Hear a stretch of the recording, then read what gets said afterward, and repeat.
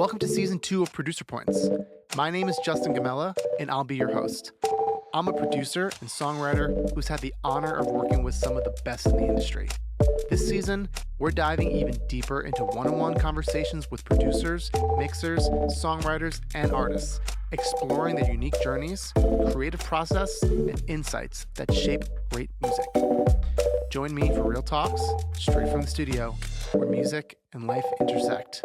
This is Producer Points.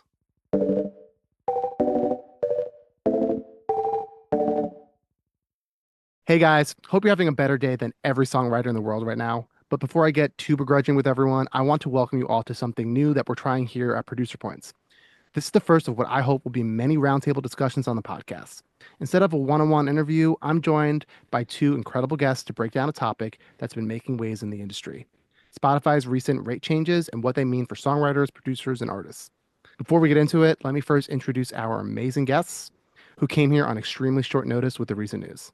A veteran Grammy-nominated producer, songwriter, and engineer with a diverse career spanning major labels, indie success stories, and everything in between.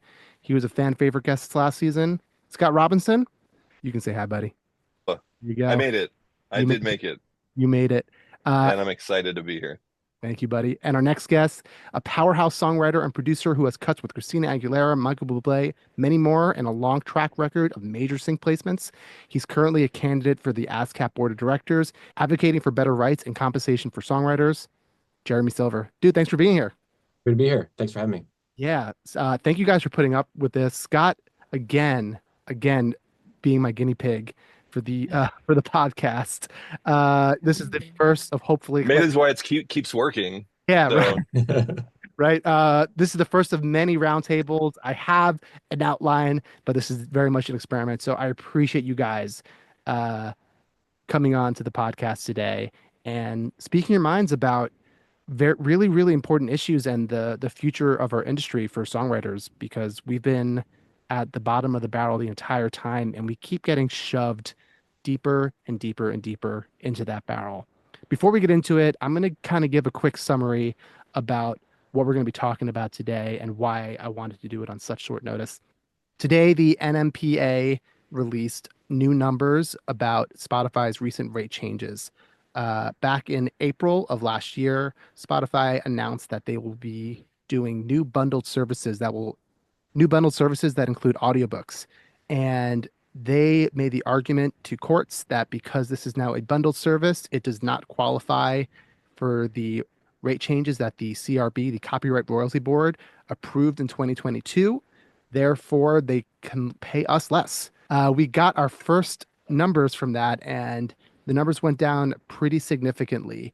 I couldn't find actual numbers, but I believe we were getting at least around 600 to 800 per million on the publishing side, and now it's down to 490 per million on the publishing side, which is quite a steep decrease. Billboard estimated last year that songwriters and publishers could lose up to $150 million annually because of this change. It's currently tied up in the courts, but Spotify has been winning the court battles so far. Unfortunately for us, we're going to keep fighting. The NMPA is going to keep fighting. SONA and other organizations are going to keep fighting. But until we keep fighting, I wanted to invite some other fellow songwriters and producers on here to talk about what we can do to change those rates in the future. What are the Band-Aid solutions? What are the ways that we can make sure that songwriters don't get, shifted even further down to the barrel, like I was talking about earlier? Jeremy, I'll start with you. We met because we're both volunteers and on different committees in SONA. What's your take on songwriters currently asking for master points? Personally, I like the idea, not as a long-term solution. I like it as a Band-Aid solution just to make sure we get some money. But what's your take on it before I go deeper? Right. I agree with you in that, in theory, yes, it makes sense that songwriters should be able to say, I participate in the master. But the reality is that they shouldn't have to. We should be able to get songwriters fairly compensated through the mechanisms that we're going to talk about as we continue this conversation. But cutting them in on master points, yes, as you said, is a Band-Aid solution. Asking them and putting them in charge, or their teams in charge of tracking down master points, as many producers will tell you, is a long and painful process. And they're going to find out in many ways that you never see those master points, Yeah, and yeah. uh, this is Yeah, something. that's an interesting point. Yeah, this is something that I was talking about on Instagram today. I was posting about it, and I don't think songwriters understand just how I feel like songwriters have this belief that, oh, producers get producer points and they're like sitting on all this money, and it's so far from the truth. Like, yes, we're making more money than songwriters because they don't have any master points, but it's not, these like five-figure things that we're getting from producer points. It's really very small amounts of money that help, that most of the time don't even get recouped from our fees. And once, even if they are recouped, trying to track these things down with major labels and indie labels is a never-ending quest. It is the bane of my existence. It's the bane of every producer manager's existence. I know it's taken me sometimes up to 2 years to track down statements from major labels for songs that I have points on. Scott, like what's been your experience being a producer and trying to track down producer points? Yeah, I mean, I think bringing up the point that you're probably not going to get the money is a really good one. I think we have to consider maybe two separate groups of people here, because I think there's on the sort of uh middle income earning songwriter that's, doing the thing, working hard, and wants to get paid on that. I think is maybe a different scenario than some of the other things we're seeing, where it's like this big hit and they didn't make jack shit on it.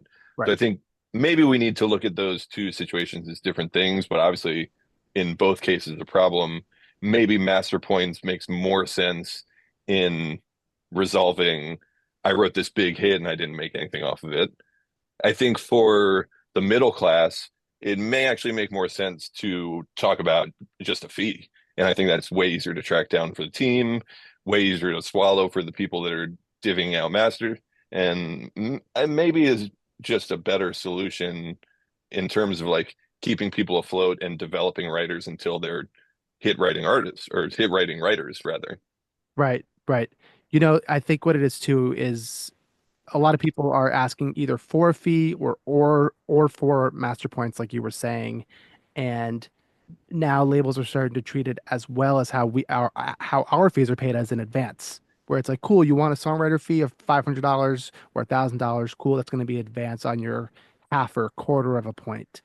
And let me tell you again, unless I like to think of things not in terms of huge hits, I like to think of like the middle class songwriters, right? Like the people who have songs that have like millions, tens of millions, even hundreds of millions of streams, where it's like, yeah, it's not a huge radio hit. It's not on Billboard Top 100, but it's objectively a big song that the label has made money on, the artist has made less money on, but can tour off of, and the songwriter has made essentially nothing off of.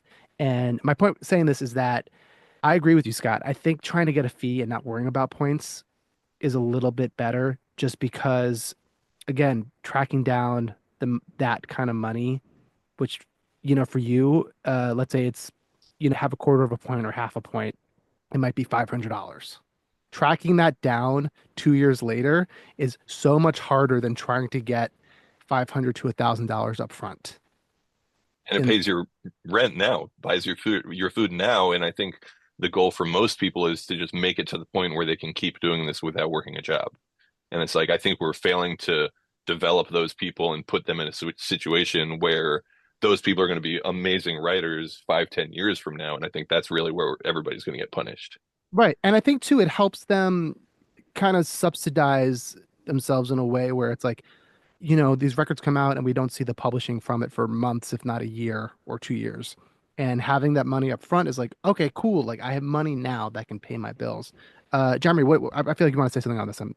Yeah, it's just as the conversation around songwriter fees, especially in relation to, points or against points, I've always thought, and I don't really hear this discussed a lot, is where do and how do the publishers participate in those fees? Because at a certain point, certain publishers or certain songwriters are going to be in a situation where they're going to say, we put you in that session. You have a publishing deal with us. You're unrecouped X amount of dollars. The $1,000 that you're asking for a songwriting fee, we believe should come to us Yeah. to recoup your, and I'm not saying that that's the right thing to do, but You're right. songwriters are going to be put in that situation. Or does your manager commission on your songwriters I mean, fees? I would assume so. The managers would, which I would, would assume so too. I yeah, mean, and obviously we would have to see deals restructured, like in the same way we saw everybody either get stuck in an MDRC or get in a new deal without an MDRC. It's like the deals would have to get restructured. I think maybe there's a fair argument for, the labels, or sorry, the publisher is recouping at the rate of their deal, Mm, which sucks. But, right. at least the writer is still getting something up front. yeah. And what's crazy is that as songwriter fees and songwriter points are slowly becoming more mainstream, even though it's so the minimal. Um, I haven't heard any stories of publishers trying to get in on that action yet, surprisingly. I'm very That's surprised. good. Yeah, but I'm also Justin, they're waiting for you to figure out this whole thing out, and then they're going to I've settle had in where they settle in. I've had that same fear because basically I was going to get to the story is that years ago when I was with my old publisher, um, I was trying to do a splice pack, and that I'm just like, that's just production. I'm just making sounds. And even then, my publisher was like, nah, like you're getting an advance on that. Like we're owed. Like this is technically like you're selling songs. And like I had to work out a deal with them to like figure it out. And so I'm sure like just because I haven't heard about it doesn't mean it hasn't happened.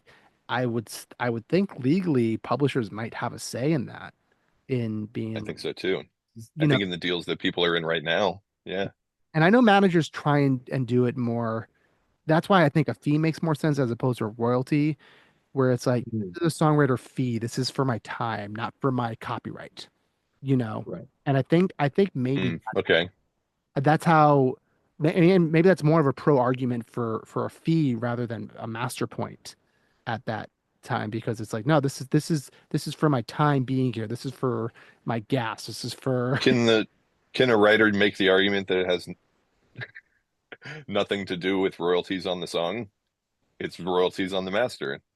They're not getting paid on for the song. They're getting right, paid for the master. a legal gray area, right? Like, Right. And then, of course, a lot of writers are in situations where if you ask them, hey, does your publisher like control your masters? They'd be like, I don't know, maybe. Yeah. Because we've all been in situations where and it comes up a lot with sync where the publisher will say, well, if no one else reps your master, we do. Oh, well, that's every time, right? Right. I mean, to some extent, yeah. Is what's funny about all of this to me is that half the time it's people going to be recouping from themselves. right. If the label and the publisher are connected, it's like they're recouping the label's money to the publisher. Right. And that's a topic that I was eventually going to get to as well, is that, one of the biggest problems and why we have this unfair equity in in the publishing and master side is that all the major publishers are also owned by the major labels. And so there, we wonder why our publishers aren't fighting more for us. Uh, that's why, in my opinion. They're fighting themselves, and if the publishers are going to have be taking more money, that means they're splitting it 50-50, not 80-20 on the master Yeah, side. correct me if I mean, I think we know that there's an issue with the major labels owning a big chunk of Spotify. I don't know what percentage it is, but it can't be good, right? They have equity. I mean, that is a problem, but I don't see it being as big of a problem as the conflict of interest with major labels also owning major publishers. And Does it give them, though, the ability to kind of not care which side the money comes in from Spotify? no, Like, presumably they have some preference, and which is the master, apparently, they right? like I don't see that 30% of Spotify that Spotify keeps ever changing. And the labels that they own part of Spotify, it's in within that 30%. And so are the shareholders and Daniel Ek, whatever that fucking asshole. And that 30% I really don't see changing. And actually, I don't mind the model of Spotify keeping 30%. I think that That's what I'm suggesting is the way the other 70 is split up. right, and that's what I'm saying, that the second you start making it being paid out to publishers more, let's use Sony as an example, who has, Sony Records and Sony Publishing, right? Now, Sony on the master side, they own 80% and then 20% is paid out to everyone else. And on publishing, Sony only owns 50%. Right, exactly. That's what I was getting at. And Yeah. that's the point that I'm making, that that's their huge conflict of interest, where it's like, publishers, why aren't you like fighting for us? Like, shouldn't you be making more money? And it's like, actually, no, we'll be making less money Yeah, if, we'd want to get the money on the master because we have a better deal on the master. right, exactly. And that's where, unfortunately, publishers that are smaller, like my publisher Pulse or other independent publishers, that they just don't have as much market share and power unless they all really band it together. But I don't know the numbers off the top of my head, but I'd be curious to see what percentage of music that's on Spotify is owned by, the big three versus all the other independent publishers. I Uh, mean, I think it's a very small percentage in terms of music, but in terms of income, a huge Right. Music that's percentage. making money, Yeah. you know, real money, it's not even close. They dwarf all the independently published right. music out there completely. And this is the problem with, for as liberal and borderline leftist as I am, I like capitalism, and I'm in an industry that has to be capitalist to an extent. But, No, no, no, no, no. You but, take that back. but This industry is regulated by Congress. no, no, exactly. Right. And like, I want it to be more like we can collectively bargain and make deals. But that's what the UMPG and just made a deal, and I believe Warner also just made a deal directly with Spotify to get higher payouts than other sources. That's Really? yes. We don't know That's what fucked, bro. we don't know what the numbers are. Apparently they also negotiated it for their publishing as well to get higher payouts. The deal points are still like, they haven't said it publicly, so we don't know what it is. All we know is that they're getting more than, I'm assuming, like maybe a smaller publisher would. It's I it would assume. Yeah, I would assume. it smells Well, it's dirt. that begs the question, obviously, like how do these small publishers band together? How do independent creators in general band together to have any leverage against a company like Spotify? Right, right. And Well, are we sure that that deal encompasses the publishing side, or is it just on the labels groups? I thought it did for UMPG, that they, but let's double check this. We have the whole internet in front of us. Let's be like Joe Because Rogan. there UMPG, the P is in public, is for the Right. public. UMG, obviously UMPG is a subsidiary. Universal Music Group. Let's see. This is from Spotify. In my opinion, it kind of doesn't matter because, like we were just saying, it's like they would rather make more on the master. And if that means getting less on the publishing, like that's a fine So deal. this is from Spotify's newsroom. UMG, the world leader in music-based entertainment, and Spotify today announced a new multi-year agreements for recorded music and music publishing, focused on growth. So they did it with both. And I believe Warner, don't quote me on this, and I can double check this, but it said the new publishing agreement also establishes a direct license between Spotify and Universal Music Publishing Group across Spotify's current product portfolio in the US and several other countries, which reinforces a mutually beneficial relationship for songwriters on the platform. So that's from Spotify themselves. They obviously, Right. we don't know what the numbers are. We don't know how much more they're getting paid compared to other publishers, but something happened. Um, I'm curious to see if the NMPA will release. How doesn't, sorry to interrupt, but how does that fundamentally within the model not decrease everyone else's pay, It def given that it's it, money def- in a pool? it definitely does. That's what I'm So saying. how can they still be paying the rates that they're obligated to pay through Congress? I don't know. I, Yeah, sorry not to talk over you. oh, talk to us. I wonder if them just by saying, and there's a new publishing deal. I don't know if that necessarily means that they're changing anything with respect to how much they're paying. It just means that there is a new deal. There is there's been an extension of a deal. The deal could be that we have to pay you what we have to pay you, and you're not getting a cent more. It's like our deal with But Canada and the yeah, tariffs. but I mean, on the label side, yes, they can negotiate directly, but with the publishers, I don't see how they can get around the what the DOJ has mandated is the limit. Or this only affects that bundled pricing. Correct.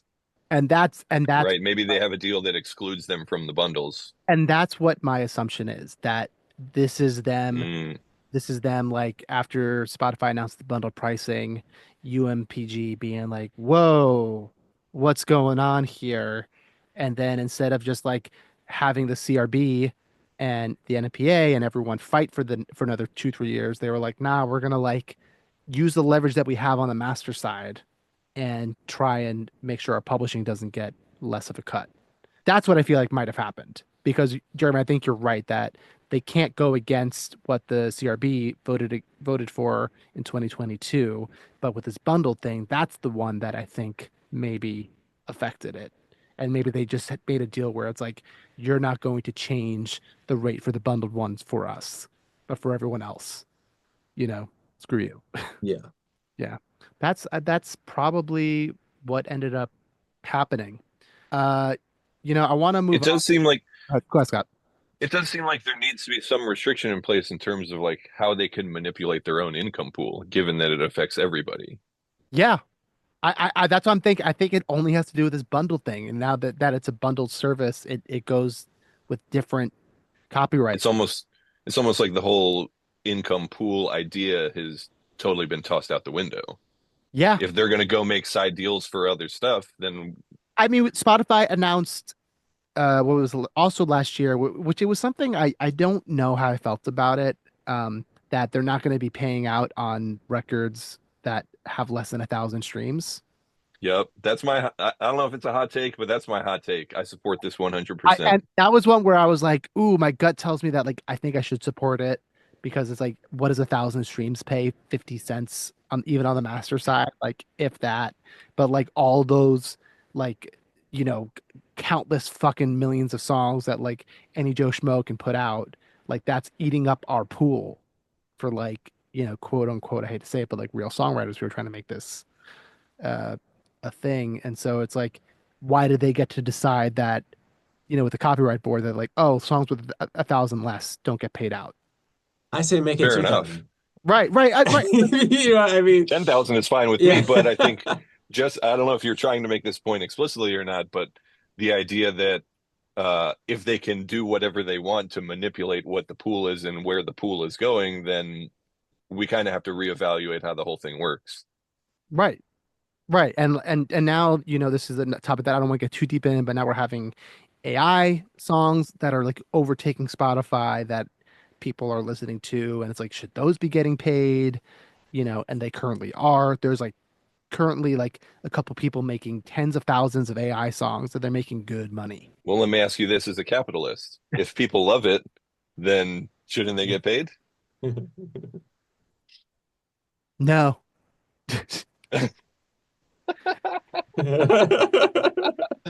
No. It also goes against like all of like the terms of service for most of the AI creation. Thank you. Exactly. That's a great point. That's what I was going to add. That you're not supposed to commercialize the stuff. It's supposed to be for fun. You know what I mean? And so that's the other part of it too, where it's like I think they know that there's potential copyright things happening because it's not creating the music, it's just recognizing patterns and taking those patterns and whatever, and then people are making money off it and it's going into the pool. If we want to make a separate AI, we're gonna have to do that on another night. Right, where like AI music gets 5% only of Spotify, or like even less, they get like 2%. It's split between all the AI stuff. Sure, great. Or it has to AI, get 10 million plays. Like if you or, get 10 million plays, then you can get something. Yeah, exactly. Your AI music has to reach a much higher bar. Yeah. Hey gang, I just wanted to pop in here to let you know that the best way you can help this podcast grow is to rate and review us wherever you listen to podcasts. It tells the algorithm to push our show to other listeners so we can grow, and it's one of, if not the best way to help support this podcast. So if you wouldn't mind, take a second to rate this podcast. Sharing it with your friends would be amazing too. All right, back to the pod. Just, I don't like, maybe we're going to be moving on from the Spotify topic, but like I've been thinking about it a lot, and I just like, this comes up every time we talk about Secret Genius or billboards about, the most successful songwriters going up around town and things like that. And I just feel like, I mean, this is not a hot take. Spotify is evil. They are never going to be an ally to songwriters. I don't mean to sound all doom and gloom about it, but we're gonna have to figure out other ways, and it's not gonna be from getting Spotify to care more about songwriters or intellectual property. It's not going to happen. So we are just going to have This to is the truth. find other ways. We're going to have to change laws in Washington and work really hard to do that. But it's not going to be from companies like Spotify or Apple Music or Amazon or No. even places like Tidal. Like, yeah. Because this is, I was actually heading to this next spot, so I'm really glad you're bringing this up. So, right, Spotify right now is the most used DSP. Some would argue YouTube Music, YouTube. YouTube, which is a whole nother conversation because people listen to YouTube, and like if you just watch a YouTube music video, it does not pay at the same rate publishing wise as YouTube Music does. YouTube pays almost zilch. It's like Yeah. shocking how much they've made. I made a video like a couple years ago. I had a bigger song called "Build a Bitch" that was like had a really successful music video, and I started getting ASCAP statements back for YouTube, like the music video, and seeing it like the first like 200 million views. I made like I think it was like $50 from the publishing. It was like, yeah, it was a joke how like little money it was. That's another conversation. But what I was going to is Spotify is the biggest, most dominant one. And the only little bit of feeling bad for Spotify I have is that they're the only major DSP besides Tidal that has to rely on music revenue. Apple Music, Amazon, YouTube Music, a lot of these other, all the major ones, they can run at a loss because they don't care. They're like, this is more to get you to buy like Apple One subscription or Amazon Prime subscription. It's just another thing that we offer, and it's a convenience thing. And Spotify is the one that's like, we can't afford to, you know, lose money because then our company will not exist. And so it's the thing where it's like Spotify, in my opinion, is the best one in terms of like usability, in terms of playlisting, the search. By far. It is the best one. I don't care. Like, not. Title sounds better. I was gonna say literally not talking about sound quality. If we're just talking strictly about Nobody cares. Well, I mean, look at the average music listener. They're like they don't care. They don't. Title discovery is fucking terrible. Oh, Tidal is horrible. I only use Tidal to like listen to albums and like if I want to reference a mix. I only use it for all of my general music listening. Yeah, There you go. same. I mean, honestly, like this is what I like about Spotify and why I get so frustrated with it is that a part of our job as producers and songwriters is finding new artists because I want to get in early, I want to discover people, and Spotify is so important to my job for that. Apple Music can't do it, Amazon Music can't do it, Tidal absolutely cannot fucking do it. And so I've been hesitant to like really get off Spotify because such a big part of how I work is using their algorithm, which is the best algorithm to find new artists. And they are also good at like pushing new artists and other DSPs are not. And so I'm one of the few people where it's like, Spotify, I hate you, but I love you and I want you to do better.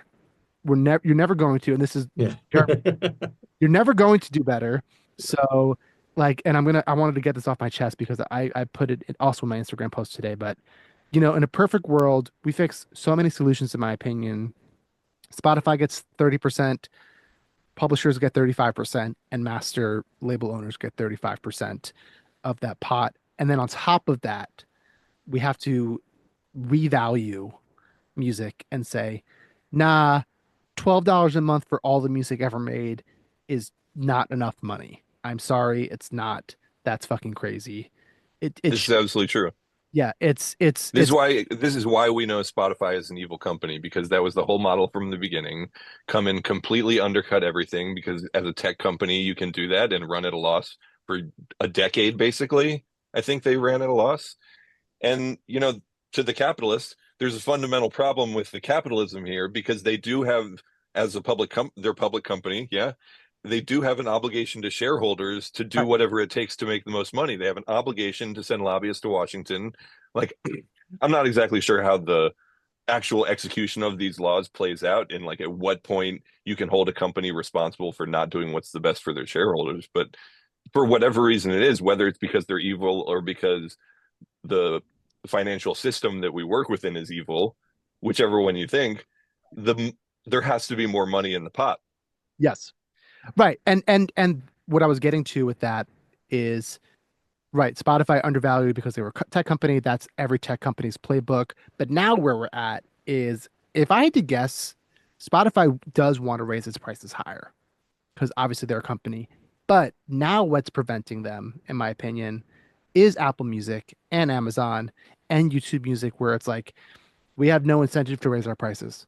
We will never raise our prices. Show me the receipts. Right. Show me It's the receipts. not going to find it. Like, But show me that raising your prices hurts you more than your algorithm helps you, because we all agree they have the best algorithm, Mm. and that's the main thing, right? Like, that's what everybody's paying them for. Otherwise, we'd all be paying Tidal right. or Apple or whatever, because the interface is better with your iPhone. I don't know. Sounds better. But the reality is they do have the best algorithm, and like, I think people are willing to pay for that. I think, yeah. I mean, like, they're slowly raising, but they raised it $1 last year when they announced these like premium things. They raised the price by $1, and people, or whatever. Same thing happens with Netflix and Disney Plus, where it's like, Disney Plus started at $6.99, now it's up to like $12 a month, or like almost doubled within like the first 2 or 3 years. But it's like, hey, I have kids, like I'm gonna pay that. You got me. Um, I'd be very curious to see like how much user base they lost. yeah, I don't know. I mean, it's a good question, but my point being, People really like things they already have. where I was getting to this eventually, and what we have to do is, it's a congressional thing. A lot of people don't know, but what happened in, God, I don't know, I don't remember the exact time frame. I think it was the 80s or 90s when cable first came out, cable TV, and it was pretty cheap.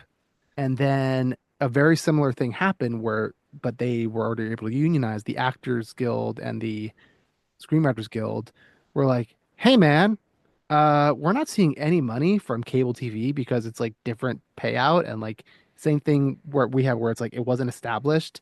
And but because they had unions, they were basically able to like get together, demand what they wanted, and the cable companies had to play ball, and the cable companies had to raise their prices to what eventually was like, became like what, 60, 70, 80, $90 a month. Um, and they blamed, a lot of the time they blamed the screen actors and whatever, but that's fine. I'm personally fine eventually being a songwriter where we eventually get to unionize and bully Spotify and have Spotify be like, hey, sorry guys, like everyone has to raise prices because we had to negotiate with that. I think that's how you get around the uh, Wall Street market share argument potentially too, where it's like they have to do what's best for their shareholders. They have to that's the only way. It's like You we have to can, make them. right, you have to make them. And part of doing that, and for our listeners who don't know, because you guys know, is that currently songwriters can't unionize. And Jeremy has a hot take on this. I want to hear it in a little bit. But songwriters can't unionize because of this dumb law that happened under the Reagan administration. I'm not going to get into the weeds of it, but basically, we're seen as uh, why am I blanking on the term? This is what happens when I'm up past 9 p.m. Uh, contract workers. What are we, guys? Oh, independent contractors? Independent contractors. Right. God, guys, don't have kids. You don't function after 8:30. Okay, no I got problem. two. I got two. Oh, no, you got two. That was more for the listeners. Um, Mm. we're independent contractors, and because we're independent contractors, if we start collectively bargaining, it's seen as price fixing. So that's the dumb reason why songwriters can't unionize. And I think we fix a lot of that if we're able to change that law. Songwriters and also producers should unionize so we can have our own guild, so we can have set rates for certain kinds of productions and work and stuff. But that takes a long time. That is not, a quick turnaround. And I know we're in an era of we want things to be immediate. That's why people voted for this current administration, because this guy's promising them things to be immediate. But that's unfortunately not how the world works, especially with Congress. And we have to go through Congress and lobby them, and it's going to be a years long process, and it's going to be annoying. And songwriters, I hate to say it, but we have to put our money where our mouths are, and we have to donate our time and our money to organizations and lobbyists to fight for us, because it's not going to happen if we just keep being complacent and we keep just trying to get our own cuts and looking out for ourselves. And we're just going to keep digging ourselves deeper and deeper down into a hole. That's my take on it. Jeremy, I wanted to hear what you had to say. I wanted you to surprise me with it. So, when we talk about this idea of songwriters unionizing, I think that some people forget what unions actually are put in place to do. I say this as a member of SAG-AFTRA, as a member of the Musicians Union, and there are some really great benefits to being in a union for sure. But there are a lot of songwriters that see, like, for example, what the SAG strike does. The actors going on strike can bring Hollywood to a halt, and then they, have this bargaining power to negotiate for a better deal. The idea that songwriters would form a union to then try and withhold labor is just quite frankly a little unrealistic. You are never going to get all the songwriters to agree to stop writing songs. For so many reasons, we will not stop writing songs. Also, just let's say that that ever happened. Look at it from the perspective of the record labels who you're now withholding your work from.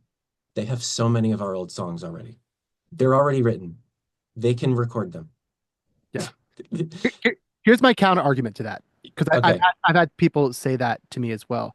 And in discussions, it's not a work stop.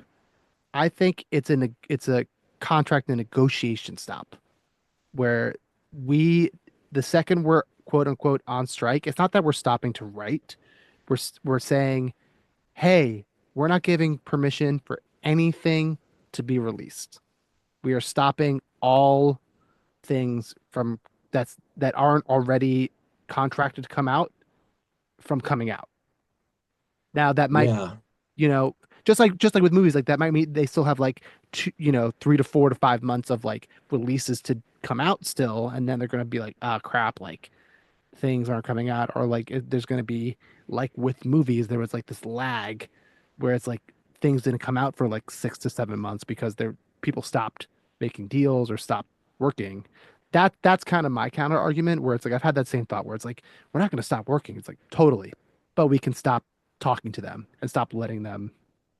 Right. And then of course my brain goes to sync, right? So let's say you've got a union of songwriters. Are you going to make all the songwriters not approve any sync uses while we're on a work stoppage? I mean that's the same Not argument. you, not you personally, Justin. But no, But would A that be union. the direction? Would that be the the orders? I mean that's what it is with actors too, right? You have young actors where it's like, yeah, you could have this big job, but like, hey, we got to think of the bigger picture. I mean, that's one of the quote unquote negatives of a union, but it's to me it's Well, sorry, go ahead. no, to me it's the short term versus the long term thinking of our industry. And it's why I feel the way I feel about songwriters getting master points, where it's like, sure, that's a great short term solution, but long term, that's not going to get us what we want to get, I right? haven't really taken a Right. side on this yet, but I do think if we're my mind is generally focused on the impoverished community of songwriters that have to work other jobs, and the fact that we're not developing songwriters that who are going to be the great. I really don't know. Like I have been telling people, young people, like don't be a songwriter. It doesn't make sense for you. Like be a songwriter producer. Like connect it to something else that makes money. So I think when I focus on that group of people, I think Jeremy makes a really good point. It was like, how do you get these people to turn down $500 or $1,000 or $10,000? Right. Right. I Right. So, yeah. But Well, Jeremy, you have a lot more I um knowledge in the sync world, but I feel like I've seen something similar happen in the sync world where I used to do a lot of sync like 10 years ago. And I remember what those fees were. And now I have friends, and even sometimes I'll get sync briefs where I'm like, that's that's a lot less than what Hmm. thing was for 10 years ago. And I feel like because there's no union and there's no one saying like, stop it, don't take that deal. I know you need the money right now, but that's not a good deal. It's been this like race to the bottom of like fees because they're going to be like, well, Justin won't do this for, $2,000, but like up and coming songwriter will do it for $2,000. And so Right. even like, we don't care if it's like a little bit worse, but we're going to go with that guy. Yeah, Uh, to argue with my previous point against myself, I would say if you are putting people in that situation, it does generally raise the rate that the licensors are going to have to pay because you're going to have to convince someone to step over the line. Essentially, it's going to take a little bit more money. Maybe that's a good thing. are you You saying got to like take Jeremy?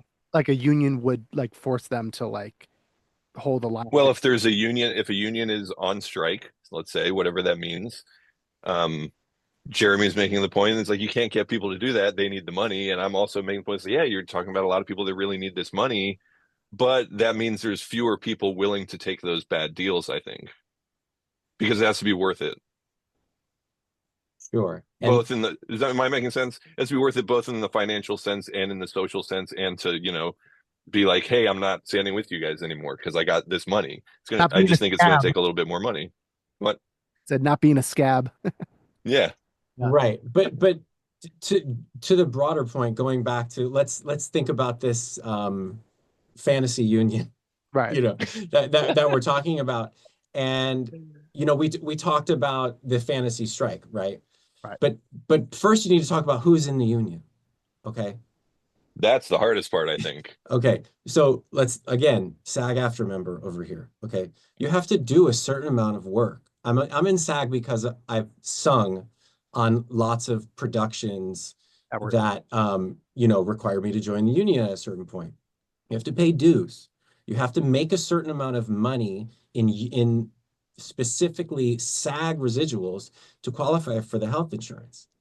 And I just want songwriters who are popping off on the internet talking about how we need a union and how a union we're going to bring this industry to its knees, how you're going to really explain to people, okay, well, all of you guys, you actually wouldn't qualify for the union, you Right. know, and here's how much health insurance will cost when you're in the union. It's not free, you know, and um, okay, so that's one thing. Now let's talk about we talked about independent contractors. We're independent contractors. In some ways, that really hurts us. In other ways, because the three of us are producers, that really helps us. As independent contractors, we can negotiate with a label, with an artist independently based on what we think that we can get for our services. If Right. you join a union where the direction is we're going to set rates, then you live by the rates, you die by the rates. And that goes for songwriters too. But isn't that, and I don't have as much knowledge on this with SAG-AFTRA and the Screenwriters Guild, but aren't those just setting minimums and the actors and screenwriters can still negotiate for higher fees if they're able to, where it's like, hey, you really want me in this show. The minimum, I don't know what it is. Let's say the minimum for Mm. a show is 50,000. You got to pay me 1 million. It's like, isn't that how it works? Yeah, I don't know how it works specifically with the actors. Right. I can only tell you how it works for singers, which is like I've never heard of anyone saying, I'll do it if you give me triple scale. Right. It's like you're either doing it or you're not. And there are agreements in place based on the type of work that you've done. Right. And, we get our checks for pennies. And sometimes they're, $10, sometimes they're $100. It really depends on how the end production was distributed, how many times it was viewed, where it was viewed, and things like that. Um, but it's very complicated. No, yeah, And yeah, music's more complicated yeah. with, how many streaming revenue sources. I mean, to me, how a union for songwriters, excuse me, how a union for songwriters would work is I think you need to set those minimums like how SAG-AFTRA SAG does. Is the minimums that you make a certain amount? Is the minimum that you're signed to a publishing deal? Is the minimum that, you released X amount of records? I don't know. That's something that you have to, What does any of that mean, though? right. Exactly. I mean, I don't want the podcast to be about how the specifics about how we, but I think, How Justin makes a union. right. I think the bigger picture of what I'm wanted to say here is that, of course, there's going to be gives and take with a union. That's any union, right? And it's about, maybe to more what Scott was saying, are we more concerned about the top 10% of songwriters, or are we more concerned about the bottom 90%? Personally, me, I'm more concerned about the bottom 90%. I think we all know once you're at that top 10%, you're making good money, you're making a good living. It's the rest of the people that, we all know people, like I mentioned earlier in the podcast, that they have songs that gold, platinum, and they're like, I don't know how I'm going to pay my rent this month. Yeah, it's crazy. I think being concerned about the bottom 90 is being concerned about the top, because some of those people in the bottom 90 are the people who become the top. And if you don't support the bottom 90, you're not supporting the top either. Right. Yeah. And I mean, like, there's no, I don't know many songwriters where it's like they hopped onto the scene and they were writing hits right away.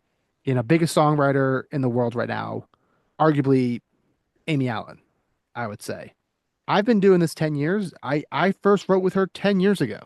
And it took her years to like get on there and like do the thing. And uh I think she signed, I mean, don't quote me on this. I think she signed like a decent publishing deal when she first got signed, but it was all based off potential. But, she was like living off that until she had her first hit like years later. Uh, and I think even then, just like I haven't spoken about this with her, but just knowing how things are paid out, it's like I'm positive she wasn't making like real good money until like the last like 2 years when she's just been on everything. Right. Just like using her as an example where it's like I think her first big hit was that Selena Gomez, like Back to You song. I don't know if you guys remember that record. A couple years Yeah. went platinum. And Yeah. Big song. right, big song was on the radio. Like sure she made good money from it, but like not enough to be like, all right, like set for life. you Yeah, you know? kind of either have to be on the radio or Right. have a big catalog that's all Right. doing well. It's I kind mean, of the only way. radio, and again, this is more for our listeners, but it's why every songwriter is so focused on getting the single and getting on the radio. It's because radio is where the publishing money is at. And it's why songwriters for so long did not have master points, because we made such good money from not only radio, but from physical copy sales, where publishing is also worth a lot more. I don't remember what the rates are because who buys things anymore except people in Korea and Japan. But that's why for so long people songwriters were not asking for master because it didn't matter that you were back in the 90s. If you had a random song on a Britney Spears album that no one ever fucking heard, but everyone bought the album, you made good money from that. You made, 5 or 6 figures from that, from a song that was probably fine. And now you have people who have hits who can barely eat. This is the bigger. There is part of me, there is part of me that thinks once you're that far in, you should have maybe figured out another way to leverage your hits into money. I mean, Executive produce something. yeah, that's what like look at another one of the biggest songwriters, Justin Tranter, Yeah, exactly. starting his own label. I mean, that's what everyone has to do. I tell everyone like, hey, Sign people. you make a little bit of music and money, like you got to start investing your money either elsewhere or like start trying to find other revenues within the music industry, because doing It this. might, I don't know what you guys are seeing around, but it seems to me like a lot more people are taking their money out of the music industry than they used to. Like instead of I'm going to sign more writers, I'm going to buy another house. Oh yeah, I think people I'm who. going to go in on a restaurant, But what's something funny like is that. that you have so many of these like investment firms like buying up catalogs of people. I wanted to talk about this. I wanted to talk about this a lot because the whole conversation is about leverage, right? Like leverage against Spotify, form a union, Congress, whatever you like, however you do it. I always thought, and I think we've talked about this before, when like Hypnosis and like some of these other companies were like dropping huge amounts of money on catalogs that kind of didn't make sense. Like the math wasn't quite mathing. My hunch was always that at some point they were going to use it as leverage because they have this huge catalog of songs, and it's almost like the ills of capitalism taking care of our problem with capitalism. I don't know. Is that still a thing? Is that still happening? Is this a world? Is there a world in which like a venture capitalist comes in and saves songwriters? No. No, but I mean, there's so Somebody much to has to talk. be somebody has to be stronger than Spotify. I think And the how only else do you do thing, that? I think the only thing that I have a little bit of hope in that for is I don't remember the exact percentages off the top of my head, but that older music is slowly overtaking newer music, like Yeah. on Spotify and all the DSP. Mm. And I think that's the only thing where it's like that these venture capitalists or like these like maybe these like other companies that uh uh my old publisher Primary Wave or like they buy up a lot of old catalogs or uh Concord is doing a lot of that buying up old Yeah. catalog. That's Primary wave. right. That's where they might gain some leverage where it's like, hey, I own no one owns the Beatles stuff, but like, well, not no one, but like, they're not buying the Beatles stuff, but like, I own the Beatles, I own Freddie Mercury, I own all these legendary artists that are 40% of your listenership. And if we take it off, you will lose. Like, I feel like older artists are a bigger threat than like, you're not going to get the new Beyonce album. It's really interesting that that's your takeaway from that because my takeaway is that it's actually a symptom of the problem. Like we're not putting out good enough shit now. Yeah, or it's that Or we're not finding it, we're not discovering it. I I don't think know. or that you're having Gen Xers and Boomers on Spotify now. And also, so it's like you're having all those people who are not interested in new music, who are interested in their music, and you also have younger generations who have always been interested in older music. You know what I Do we mean? have demographics on this though? Because I'm not convinced that even elder millennials like myself really have enough capital leverage, whether we're talking about money or not. I think not in this situation in terms of like shifting those scales. I think it's still very much young people that are spending time on Spotify and getting the ads. Now, I guess there's a point to be made. They're like, are they the ones paying for it? Maybe not. But and I don't have numbers to back this up, obviously, but I feel like with younger listeners that they're spreading out their music listening among more new artists versus, my wife is such a classic example where she's like, I listen to these 20 artists and that's it. And like that, I've decided it's okay for me to become that person, and I'm going all in on it. I'm just oh, like Rage Against the Machine, Sublime, give me some Incubus, like Ben Folds Five, and I'm just like, yeah, I don't really need the discovery anymore. right. I'm good. And that's the thing. It's like I said it earlier. It's like I use the discovery to like more find new artists who I want to work with. Yeah, Um, it's part of my job. right. And I end up like liking a lot of those artists, so it ends up working out. But I don't know if I would necessarily be doing that if it wasn't part of my job. I have so many friends that like I'm always telling them who they're not in the music industry. I'm like, hey, have you checked out this guy? He's great.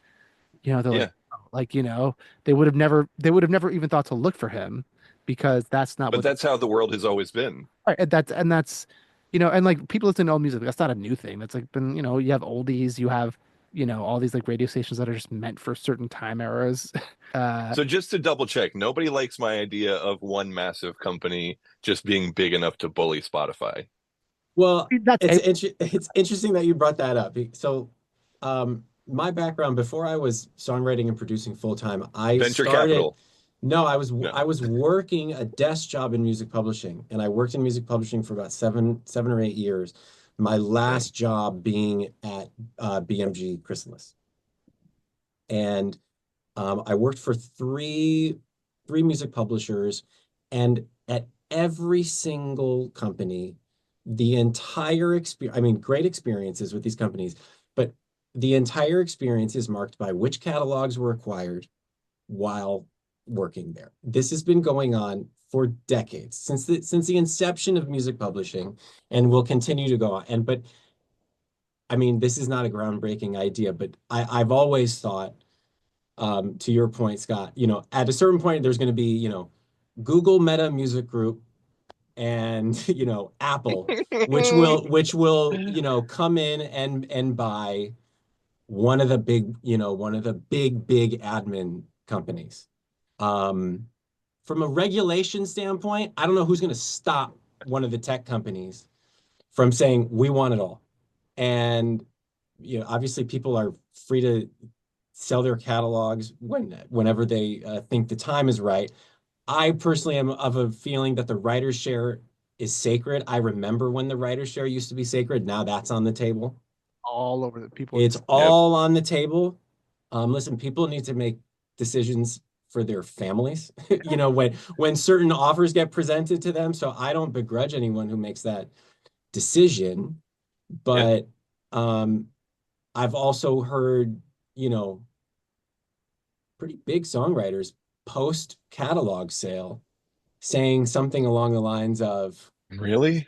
no, just something along the lines of, I hope they take care of it, or did it. It's like, it's gone, bro.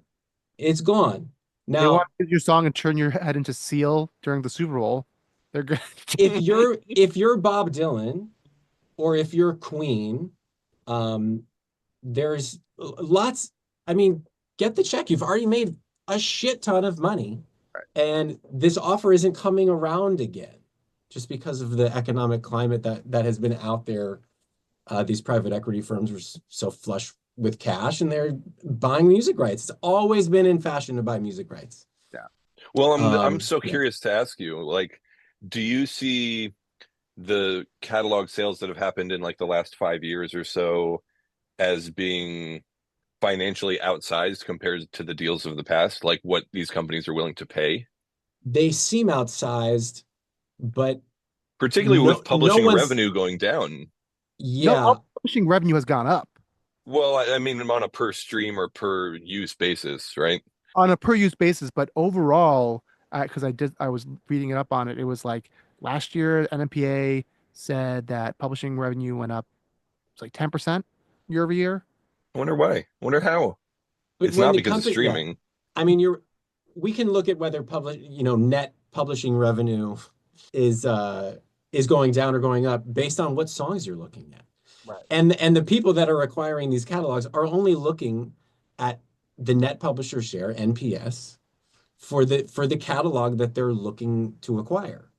So case in point, you're looking, I think I think it was $1 billion. Yeah, huge. But Okay. seems undervalued though, which is crazy to me. Well, I Kind of. remember reading about it at the time, and maybe someone can find where this was, is the obvious upside for them is a stage musical, which has never been done with Queen. Right. And whether or not that gets off the ground in 5 years or 10, they're gonna make the money back. Right. Um, Interestingly, the Dylan biopic was that deal was done before the catalog sale. Interesting. Which there's a great episode of a podcast called The Town, which people can check out, which sort of tracks that whole experience. But yeah, and now we're talking about the top 1% of songwriters when we're Right. talking about people Yeah. who are entertaining sales of catalog. Right. Um, But that is how you get leverage over Spotify. the, Those are the well, only people that have leverage. I'll tell you what, if and hopefully when the consent decree is overturned and the publishers can negotiate freely, This then is a I hot would want, take. then That's a I hot would want, take. well, then I would want to hold all the publishing rights, right? Yeah. Right. Yeah. And this is the thing. It's either they change, they get rid of the copyright board because it's an outdated law and it really doesn't apply anymore, in my opinion, or they let us unionize. Those are the two kind of pathways. Well, I think there's like a huge thing that we're also not talking about here, which is that a free tier exists. And to me, that's fucking insane that you can go listen to all of the music for free. See, my take on that, fine. You want free music, free tier, great. Just like No, radio, there's commercials every 3 songs. No, no. I just fundamentally disagree. It just brings the value of music down infinitely. I don't think so though. I Cause to me it's just like network TV, right? It's like it's getting paid for by the ads. And the Well, person you can listen to Pandora, you can listen to the radio. Why do you need on-demand streaming for free? Sure. I mean my take on that is that like they're always gonna offer a free thing. And if we can make just as much, if not more money by just forcing in more ads, you know, I'm personally fine with that. I guess personally, I think if you're of the mind that the plans need to, in general, go up in dollar value, Right. it's really hard to do that with the free tier. I think you do that with just making the dollar value more annoying with having more ads. Like I don't know that. I mean, I could be wrong. I don't know who might have the numbers on this, but it seems like it's going to be a lot of ads. I listen, YouTube makes so much money off ads and they put an ad before every single fucking video. Like Yeah, and but YouTube Premium is what, $6 or something? YouTube Premium is 18.99 a month. It is not cheap. Okay. Right. Well, That we should make it 18.99 a month. right, yeah, well, exactly. I mean, like, listen, that's why I think you need both. Like, because I thought about like the free thing where it's like there are just gonna be some people who will never be able to either afford or just like can't stomach paying 20 25 a month. But then it's like, okay, like I'm really sorry, you're gonna have to listen to a 15-second ad every three songs. I got I no just think problem with so. that. Yeah. Sociologically, I think it really changed the way that people look at music. I don't know if it's ever going back, but I think there was just a huge shift in the way that people look at and consume music and value music, whatever it was, 2008, 2012, whatever. I No, mean, 2000, not 2012. Spotify has a free tier and it has ads. It's just like not nearly enough, in my opinion. And I think so few people use it because the paid one is it's worth it. It's like, oh, okay, for $10 a month, I Can get we get numbers on this real quick? Like how many people are on what tier? probably. We Uh, need a production assistant. right. Who's your PA, Justin? I do. Yeah, you need a guy. I do have one, but we should. I haven't thought about bringing him in for these ones, but I should. He's based in Australia. Nathan, Oh, Nathan Robello. He's a great guy. Here we go. Spotify membership by tier numbers. Let's see. Oh, okay. Google AI is sucking, and luckily I can. Yeah, Geppetto. It doesn't say. I'm gonna save you. I'm gonna save this, Yeah. or I'll interject. Yeah, let's just I speculate. All right. Uh, No, I just refer back to my earlier point, which is that if we're arguing about how many people are on which tier from Spotify and whether or not those payouts should be more, we're we're barking up the wrong tree. They're not going to pay us a cent more than they are legally forced to. Oh, of course. And Well, I think yeah, they could potentially be forced by the market, just not in the circumstances that we have now. um, forced by the market, meaning Well, like like what I was getting saying people before, to, like if yeah. if one company had enough leverage or several companies came together, which they're not going to do, but I can imagine a world in which it happens. I love your imagination. Okay. I Okay. appreciate it. I mean, I love your imagination in that Congress is going to do this for us. Like, they I don't give know a it's fuck. yeah, I get it. Look at Congress. I It's know. 2025. You know, I'm Uh, hopeful. Don't get me wrong, but here, at the here. end, I don't. I have some very interesting numbers. Okay, So this is the source is from Spotify. It's on a different website, but the source is Spotify. So Spotify currently has, let's see, Spotify paying subscribers has 260 million paying subscribers. They're not saying, and they're saying it's around 30, 30%. Oh, okay, I see. That's what that number is. correct me if I'm wrong, but is the issue that you don't have to make an account for a free tier? I don't know. But here's the numbers that I wanted to say. So Spotify premium revenue from 2024, 13.82 billion, accounting for 89% of the total company revenue. Spotify ad supported revenue, if you had to take a guess, what do you think it is? I don't want this. It's way less. 1.8 Yeah, wait, 1.85 billion. If And I these had are to guess, domestic numbers? Are these domestic numbers or worldwide? it's got to be worldwide, right? Also, okay, it's in Europe and it's in euros, but it's also I think it's just it's their entire revenue. Hmm. So yeah, the premium revenue is 88% of their revenue. I'm I'm That really curious what you guys take away. I What's mean the that takeaway from that? right there is that they're not doing enough ads. Or that not selling them for enough? Yeah. Yeah, it's probably not doing enough, but I would prefer that they just do more all the time to make it miserable. I don't care how much they make, just make it miserable. just make it miserable. And I'm curious, Spotify user. I mean, if you go ask people on the street, like, how much is a song worth? Like, how do people even answer that? Okay, here's the numbers. February 2025, Spotify had 675 million monthly active users, including 263 million subscribers.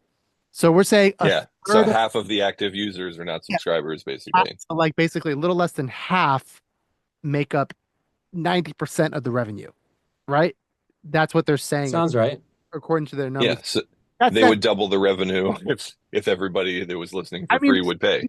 second, and that's why I'm like so pro. It's like you're clearly like you're not gonna get that money more people to pay. Like more than half already aren't paying, and you can make up so much more revenue just by introducing more ads. And I don't understand why they just don't do Hmm. that already. Like that's the part of this whole thing where I'm just like, why aren't they just giving more ads? And like, there's nothing anyone can do about it. What? Well, I don't know. You seem to be giving them the benefit of the doubt in some regards and not in others. It's like they want to make more money, of course, but I don't know. Do they? They want to make more money on their 30%, but they don't really care what the revenue pool is in terms of what they split to songwriters and copyright holders. Yeah, Well, I just again, I can't, I can't think like that corporate, I can't think about it from their perspective, but just let's think about what we know. For investors and for Wall Street, they have to show growth quarterly, year over year.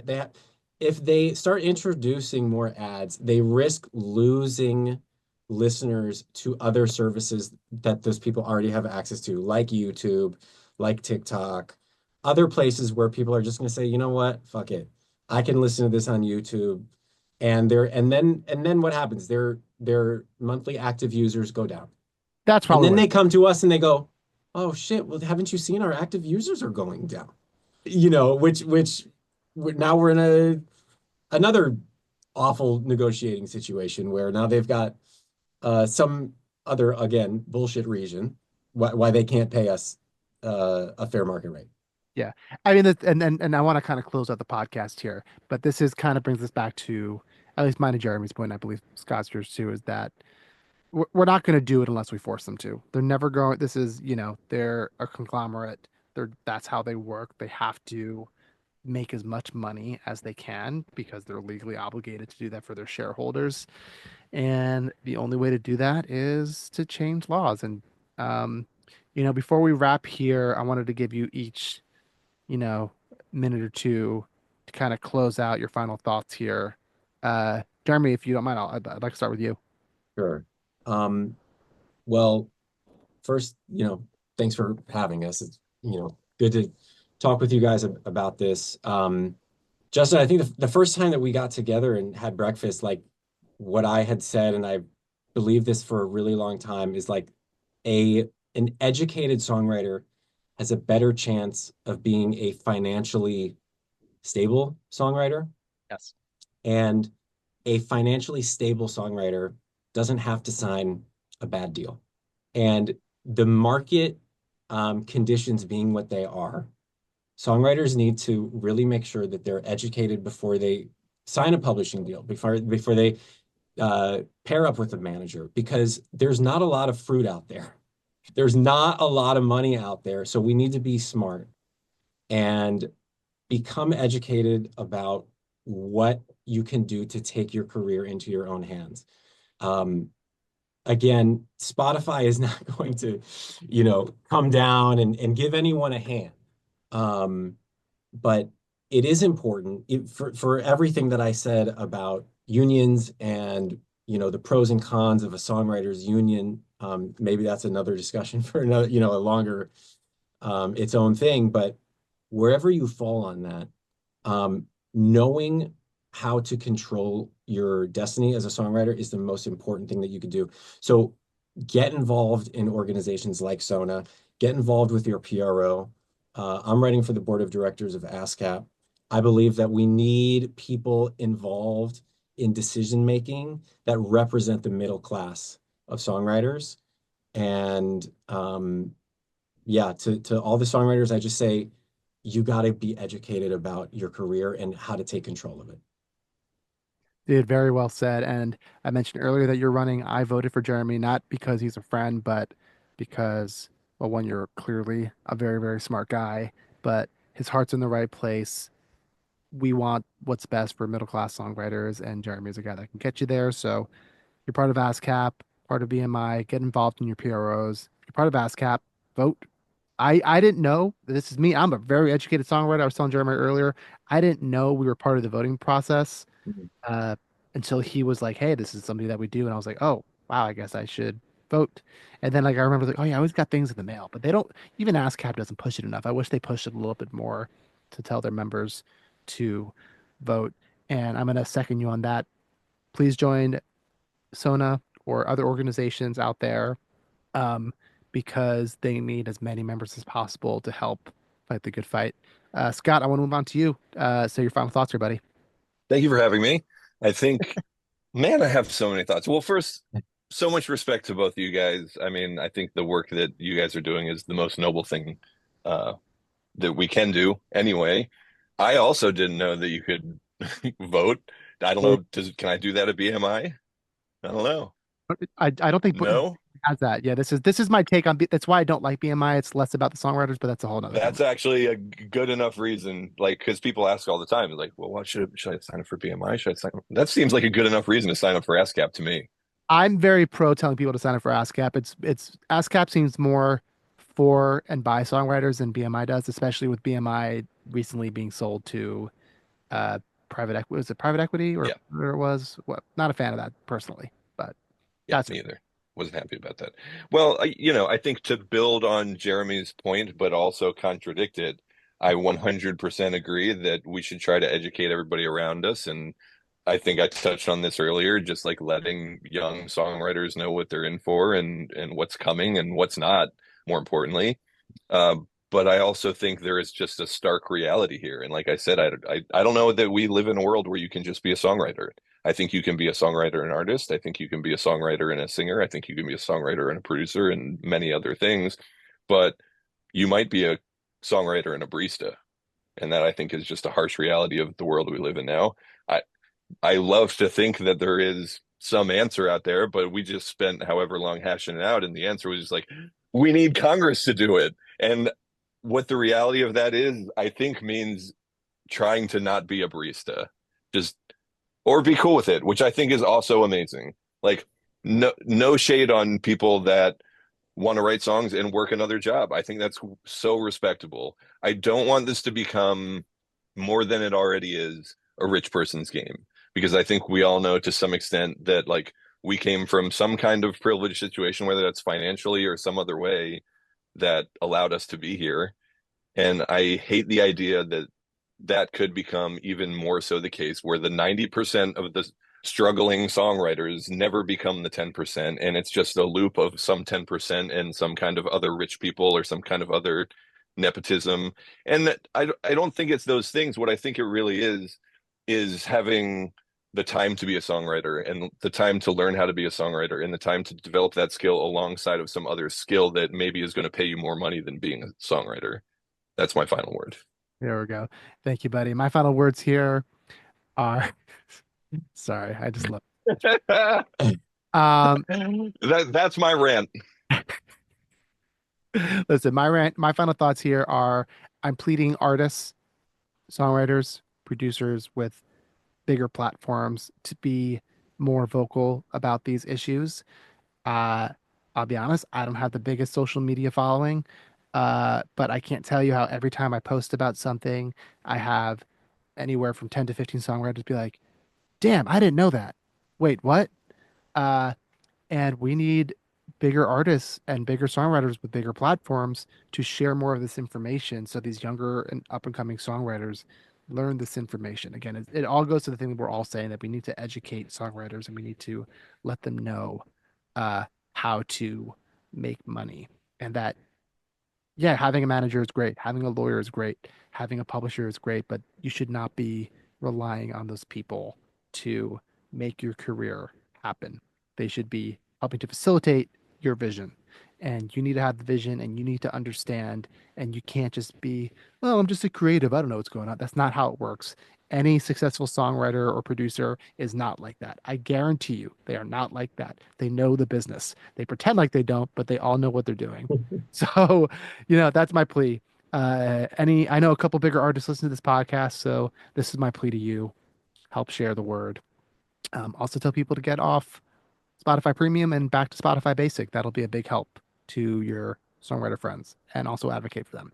Can Well, you clarify that point, please? Because I think it's actually not clear the way they name those things. that was by design. Of course, let, of course. let me It was clarify. not that easy to just, hearing about the thing and then having to go do it. And like, they really made this challenge. Yeah, let me say this because this will be good if I make a clip out of it later. Listen, you need to change your Spotify to Spotify Basic. It is a pain in the ass to do. You can't do it in the Spotify app. You have to go either on your phone or on your laptop, your computer. You have to go to Spotify.com. You have to sign into your account. You have to remember what your password is. Do that whole thing.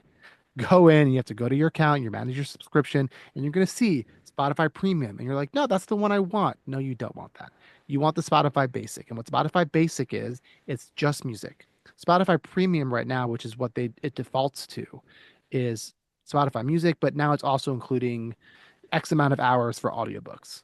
Which, like, sure, you as a regular person, you're like, that seems great. For $1 more, I get X amount of time to listen to audiobooks. But this is what's happening to songwriters, is that Spotify has been the evil people that they are, and they have cut our rates down because of this bundle option.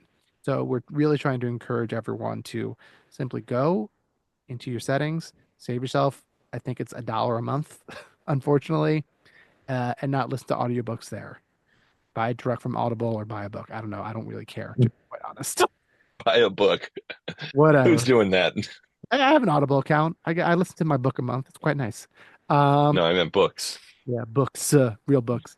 Um, but that's it for the podcast today. Uh, thank you, Jeremy. Thank you, Scott. They're both on social media.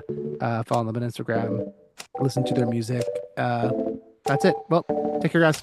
Thank you, man. guys. Thank you, See ya. Justin. Good to see you, Jeremy. You too, man. Thanks for tuning in to Producer Points. Your support means the world to us. If you enjoyed this episode, don't forget to like, subscribe, rate, and share with fellow music enthusiasts.